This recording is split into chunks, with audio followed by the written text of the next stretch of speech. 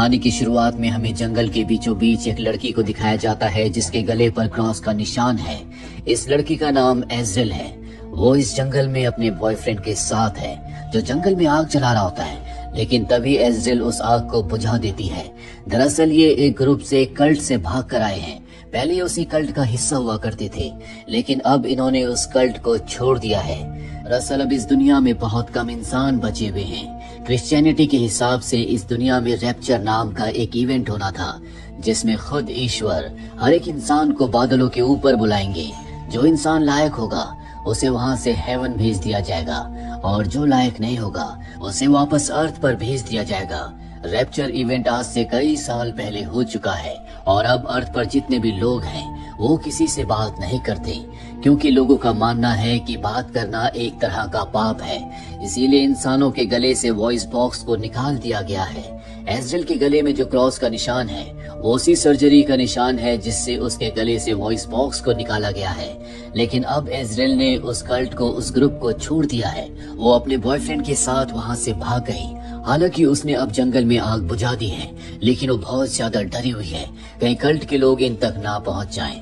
लेकिन उसका बॉयफ्रेंड कहता है कि तुम चिंता मत करो, हम यहाँ पर पूरी तरह से सुरक्षित हैं। एज़्राइल अपने बॉयफ्रेंड को एक ब्रेसलेट पहनाती है जो उसने उसके लिए बनाया था, और तभी इन्हें विस्लिंग की आवाज आती है जो सुनकर ये दोनों के दोनों डर जाते हैं, क्योंकि कल्ट के मेंबर्स आपस में इसी तरह से बात करते हैं। ये दोनों समझ चुके हैं कि कल्ट के लोगों ने इन्हें ढूंढ लिया है, पर इससे पहले कि ये यहाँ से निकल पाते कल्ट के मेंबर्स इन दोनों को पकड़ लेते हैं, जिसके बाद इन दोनों को अलग अलग गाड़ियों में बिठाया जाता है। पर कुछ ही देर बाद दोनों गाड़ियां अलग अलग रास्तों पर चल पड़ती हैं, और अब एज़्राइल को एक खास जगह लाया जाता है जहां पर कल्ट के मेंबर्स के साथ कल्ट की लीडर भी है।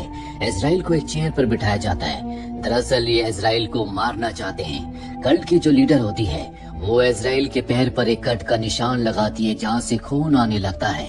बाकी जितने भी मेंबर्स होते हैं वो ऊपर चले जाते हैं। वो गहरी गहरी सांसें ले रहे होते हैं, जो एक तरह का रिचुअल है। ये अपने रिचुअल में खो जाते हैं, लेकिन इनके साथ एक लड़का होता है जो पहली बार इस तरह के किसी इवेंट में आया होता है, इसीलिए वो बड़े ध्यान से एज़्राइल को देख रहा होता है। यहाँ पर हमें कुछ क्रिएचर्स को भी दिखाया जाता है जिनके लिए एज़्राइल को वहाँ चेयर के साथ बांधा गया है, और अब वो क्रिएचर एज़्राइल का खून पीने के लिए उसकी तरफ बढ़ना शुरू करता है। एज़्राइल किसी तरह से अपनी जान बचाने के लिए अपने एक हाथ को आजाद कर देती है, और लीडर और उसके जो दो साथी होते हैं उन्हें इस बारे में पता नहीं चलता, क्योंकि वो रिचुअल परफॉर्म कर रहे हैं, वो कहीं खोए हुए हैं। लेकिन उनका जो चौथा साथी होता है जो एज़्राइल को देख रहा होता है, वो एज़्राइल को रोकने के लिए उसके पास आता है। उसी मौके का फायदा उठाकर एज़्राइल के हाथ में जो लकड़ी होती है वो उस लकड़ी से उसके गले पर वार करके उसे जख्मी कर देती है, जिसके बाद क्रिएचर उसके खून से अट्रैक्ट होकर उसी के ऊपर हमला कर देता है। एज़्राइल अपनी जान बचाने के लिए अपने आप को आजाद करके यहाँ से भागने में कामयाब हो जाती है। लीडर और उसके दोनों साथी जब तक अपनी सेंसेस में वापस आते हैं, यहाँ से एज़्राइल भाग चुकी है। लीडर और उसके साथी देखते हैं कि एज़्राइल के बदले उस क्रिएचर ने इनके साथी को मार दिया, लेकिन वो उसका कुछ नहीं कर सकते क्योंकि हर कोई इन क्रिएचर से डरता है। वहीं एज़्राइल को दिखाया जाता है जो भागते भागते एक नदी तक पहुंच जाती है, जहां से वो पानी पीकर अपने खून को साफ करती है। इसके बाद वो अपने घाव पर कुछ पत्ते लगाकर उसे कपड़े से बांध देती है ताकि क्रिएचर को उसके खून की स्मेल ना आए। पर यहाँ पर एक क्रिएचर आ जाता है, जिससे बचने के लिए वो घर के अंदर चली जाती है और एक कमरे में चुपचाप बैठ जाती है। क्रिएचर उस कमरे के अंदर आता है, लेकिन अब उसे खून की खुशबू नहीं आ रही, जिस वजह से वो क्रिएचर वहाँ से चला जाता है। दरअसल इनके सूंघने की शक्ति बहुत ज्यादा है, लेकिन ये देख नहीं सकती, इसीलिए यहाँ पर एज़्राइल की जान बच गई। इसके बाद एज़्राइल सड़क तक आ जाती है जहाँ पर उसे गाड़ी के टायर्स के निशान दिखते हैं, और अब वो किसी भी कीमत पर अपने बॉयफ्रेंड को बचाना चाहती है। इसीलिए गाड़ी के टायर्स के निशानों का पीछा करते हुए वो उस कैंप तक पहुंच जाती है जहां उसके बॉयफ्रेंड को ले जाया गया है। दरअसल वो खुद भी इसी कैंप से भागी थी। चारों तरफ फेंस है, लेकिन उसे अंदर जाने का रास्ता पता है। ये वही रास्ता है जहां से वो अपने बॉयफ्रेंड के साथ भागी थी। अंदर जाने के बाद उसे वो ब्रेसलेट मिलता है जो उसने अपने बॉयफ्रेंड के हाथ में बांधा था। वो समझ जाती है कि उसके साथ कुछ गलत हुआ है। तभी यहाँ पर लीडर अपने दोनों साथियों के साथ आ जाती है। उनसे बचने के लिए एज़्राइल एक टेंट के पीछे छुप जाती है, और लीडर उसी टेंट के पास आती है और टेंट के अंदर चली जाती है जहाँ पर उसकी बूढ़ी माँ होती है जो बहुत बीमार है। इसके बाद लीडर चर्च के अंदर जाती है जहाँ पर बहुत सारे लोग बैठे होते हैं, और वहाँ पर मिरियम नाम की एक लेडी भी होती है जो प्रेग्नेंट है। वो इन सब की हेड है। दरअसल मिरियम गॉड की आवाज को सुन सकती है। उसका मानना है कि हवाएं हमें गॉड की मर्जी बताती है। दीवारों पे बहुत सारे होल्स होते हैं जिसके अंदर से हवाएं आती हैं और उन हवाओं को महसूस करके वो सबको बताती है कि गॉड की क्या मर्जी है और सब उसकी बातों को मानते हैं। मिरियम ने ही इजराइल को मारने का ऑर्डर दिया था, लेकिन लीडर कहती है कि वो भागने में कामयाब हो गई, जिस बात से मिरियम को गुस्सा आता है और वो लीडर को एक जोरदार थप्पड़ मारती है। लेकिन तभी इजराइल जो कि चर्च के नीचे होती है उससे आवाज हो जाती है, जिससे कि लीडर को समझ में आ जाता है कि नीचे कोई ना कोई है। वो नीचे जाती है जहाँ पर इजराइल होती है। वो इजराइल को पकड़ने की कोशिश करती है, लेकिन इजराइल यहाँ से भागने में कामयाब हो जाती है। लेकिन तभी लीडर बेल बजाकर सबको आगाह कर देती है कि यहाँ पर कोई घुसपैठिया है। सब इजराइल को पकड़ना चाहते हैं, लेकिन इजराइल कटीले तारों के नीचे से बाहर निकलने में कामयाब हो जाती है। लेकिन यहाँ से भागने के चलते उसका हाथ जख्मी हो चुका है। वो पूरा दिन भागती रहती है और अब रात हो जाती है।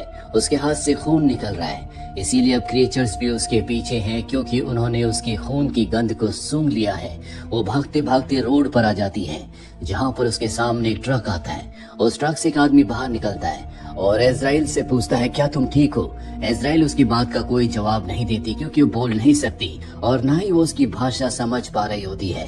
इजराइल जल्दी से उसके ट्रक में बैठ जाती है। दरअसल ये खुद एक सर्वाइवर है और अभी दोनों के दोनों यहाँ से ट्रक से आगे निकल जाते हैं। जिसके बाद वो आदमी इजराइल को हाथ में कपड़ा बांधने के लिए देता है ताकि उसका खून बंद हो जाए। इजराइल अपने हाथ में कपड़ा बांध देती है। वो आदमी इजराइल से कई सारे सवाल पूछता है, लेकिन इजराइल को उसकी भाषा समझ में नहीं आती, इसीलिए वो उसकी किसी बात का इशारों से जवाब नहीं देती। बात उस आदमी को समझ में आ जाती है, इसीलिए वो अपने ट्रक में म्यूजिक प्ले करता है। ये दोनों के दोनों म्यूजिक एंजॉय कर रहे होते हैं। तभी सामने से गोली चलने की आवाज आती है, जो गोली ड्राइवर को लगती है, जिससे उसकी मृत्यु हो जाती है। ट्रक डिसबैलेंस हो जाता है, जिस वजह से जिस आदमी ने गोली चलाई थी ट्रक उसे उड़ाकर आगे एक जगह दीवार से टकरा जाता है। दरअसल ये उसी कल्ट का मेंबर है जो कि इजराइल को पकड़ने के लिए यहाँ तक आया था। और अब इजराइल ट्रक से बाहर उतरती हो देखती है कि वो आदमी अब भी जिंदा है। उसका पैर टूटा हुआ है, पर इससे पहले कि वो इजराइल को मारता, इजराइल उस पर हमला करके उसकी गन से उसे ही मार देती है। इजराइल गन लेकर यहाँ से आगे निकल जाती है, जहाँ पर वो देखती है कि एक जगह आग जल रही है, जहाँ पर उसका बॉयफ्रेंड बैठा है, जिसे देखकर वो बहुत खुश हो जाती है। पर जब वो उसके पास जाने की कोशिश करती है तो वो ट्रैप में फंस जाती है, जिस वजह से वो रस्सी से पेड़ से उल्टी लटक जाती है। कल्ट के मेंबर्स ने उसे पकड़ने के लिए ये ट्रैप बिछाया था और अब वो रस्सी से ऊपर जाने की कोशिश करती है, जिस वजह से उसके हाथ से खून निकलता है और उसकी खून की स्मेल से यहाँ पर क्रीचर्स आ जाते हैं, जो कल्ट के उस मेंबर को मार देते हैं जिसने यहाँ पर ट्रैप बिछाया था। लेकिन वो इजराइल को देख नहीं पाते, क्योंकि वो पेड़ के ऊपर चली जाती है। इजराइल देखती है कि उसका बॉयफ्रेंड अब भी नीचे है, पर इससे पहले कि वो नीचे जा पाती, एक क्रिएचर उसे अपने साथ ले जाता है। क्रिएचर को अब भी उसके खून की स्मेल आ रही होती है, जिस वजह से वो पेड़ के ऊपर चढ़ना शुरू कर देता है, पर इजराइल बड़ी चालाकी से उसके गले में रस्सी बांधकर उसे मार देती है। इजराइल इस बात से बहुत दुखी होती है कि उसका बॉयफ्रेंड मारा गया और उसे पता है कि इसके पीछे मिरियम है। वो मिरियम से बदला लेना चाहती है। उसके पास अब खोने के लिए कुछ नहीं है, इसीलिए कैंप वापस पहुंच जाती है, जहां पर वो विसिल बजाकर गार्ड्स के ध्यान को भटकाकर चर्च के अंदर चली जाती है, जहां पर उसके सामने मिरियम है। हालांकि उसके पास मौका है कि वो मिरियम को मार दे, लेकिन वो देखती है कि मिरियम प्रेग्नेंट है, इसीलिए वो उसे नहीं मार पाती। पर मिरियम को मौका मिल जाता। मिरियम उसके ऊपर हमला करके उसे बेहोश कर देती है, पर बेहोश होने से पहले वो मिरियम के पेट को स्क्रैच कर देती है और अब उसे किसी भी कीमत पर मारा जाएगा। इसीलिए उसे एक सेमेट्री में ले जाया जाता है, जहां पर उसके चेहरे पर खून लगाकर उसे कॉफिन के अंदर बंद कर दिया जाता है। जिस कॉफिन के अंदर जिस जगह पर उसे बंद किया है वो एक सुरंग से जुड़ा हुआ है और अब वो सुरंग से अंदर जाती है, जहाँ पर बहुत सारी हड्डियां हैं। साथ ही वहाँ पर एक क्रीचर भी है जो कि उसे देख लेता है। साथ ही उसके चेहरे पर जो खून लगा है उसकी स्मेल से वो उसका पीछा करना शुरू कर देता है। इजराइल सुरंग से वापस उसी कॉफिन के अंदर आ जाती है। क्रीचर भी वहाँ पर आ जाता है और तभी इजराइल के हाथ में जो मिरियम का खून लगा होता है उसकी खुशबू से वो क्रिएचर बिना उस पर हमला किए वहां से चला जाता है। जिसका मतलब ये है कि ये जो क्रिएचर्स हैं मिरियम के ऊपर हमला नहीं करते। इज़राइल इसके बाद कॉफिन से बाहर निकलकर पूरे कैंप में आग लगा देती है। उसके पास गन है, उसके सामने जो भी आता है वो उसे गोली मार देती है। इसके बाद वो एक बार फिर से चर्च के अंदर जाती है, जहां मिरियम उसके ऊपर हमला कर देती है। मिरियम से अपनी जान बचाने के लिए वो उसकी गर्दन पर काटती है, पर इससे पहले कि वो मिरियम को मारती, यहाँ पर लीडर आ जाती है जो कि इज़राइल के ऊपर हमला कर देती है। इन दोनों के बीच में हाथापाई होना शुरू हो जाती है। वही मिरियम को लेबर पेन होना शुरू हो जाता है। वो किसी भी पल बच्चे को जन्म दे सकती है। इज़राइल और लीडर की लड़ाई में इज़राइल की जीत होती है। वो लीडर को मार देती है, लेकिन मरते हुए लीडर बहुत खुश होती है क्योंकि अब बच्चे ने जन्म ले लिया है। मिरियम ने बच्चे को जन्म दिया है, लेकिन बच्चे का चेहरा देखने के बाद वो अपनी जिंदगी का खात्मा कर लेती है। और अब बाहर जितने भी क्रीचर्स होते हैं जो मिरियम के जिंदा रहते चर्च के अंदर नहीं आते थे, वो सब के सब चर्च के अंदर आना शुरू कर देते हैं। इज़राइल बच्चे को अपनी गोद में उठा लेती है और ये देखकर वो हैरान हो जाती है कि बच्चे का मुंह गोट जैसा है। दरअसल ये एंटी क्राइस्ट है, यानी कि जीसस और उनके वचनों के विरुद्ध। मिरियम जो मैसेज हवाओं से लिया करती थी वो ईश्वर का नहीं बल्कि शैतान का था, जिस बारे में मिरियम को नहीं पता था। इसीलिए जब उसने पहली बार अपने बच्चे का चेहरा देखा जो गोट यानी बकरी की तरह था, तो वो समझ गई कि उसने एक शैतान को जन्म दिया है। इसीलिए उसने अपनी जिंदगी का खात्मा कर लिया और अब वो बच्चा इज़राइल की गोद में है। जितने भी क्रिएचर्स होते हैं उसके आगे झुक जाते हैं, क्योंकि ये धरती पर इसी शैतान की सेवा और रक्षा के लिए आए हैं। इसीलिए इन्होंने कभी मिरियम के ऊपर हमला नहीं किया, ना ये चर्च के अंदर आए। इन्हें हमेशा से पता था कि मिरियम की कोख में जो पल रहा है वो ईश्वर का बच्चा नहीं बल्कि शैतान का बच्चा है। इज़राइल को भी समझ में आ जाता है कि जब उसके हाथ में मिरियम का खून लगा था, उस खून की वजह से ही उस क्रिएचर ने उसके ऊपर हमला नहीं किया। और अब सभी क्रिएचर्स उसके सामने झुके हुए हैं, क्योंकि उसकी गोद में जो बच्चा है वो खुद एक शैतान है। इज़राइल के चेहरे पर एक मुस्कुराहट आ जाती है, क्योंकि वो जानती है कि उसके पास पावर है। और इसी के साथ ही फिल्म ये कहानी यहीं पर खत्म हो जाती है। उम्मीद करते हैं कि ये कहानी आपको पसंद आई होगी।